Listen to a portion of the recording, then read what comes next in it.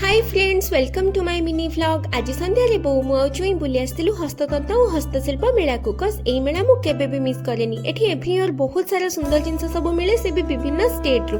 आगे हम किनिलु किछिटा pure cotton रो aesthetic looking bedsheet जहार की क्वालिटी बहुत भल थिला। तापर किछिटा हैंडबैग्स देखुतलु, बट मो नजर पड़ी गला ए सुंदर सुंदर होम डेकोर आइटम्स ऊपर।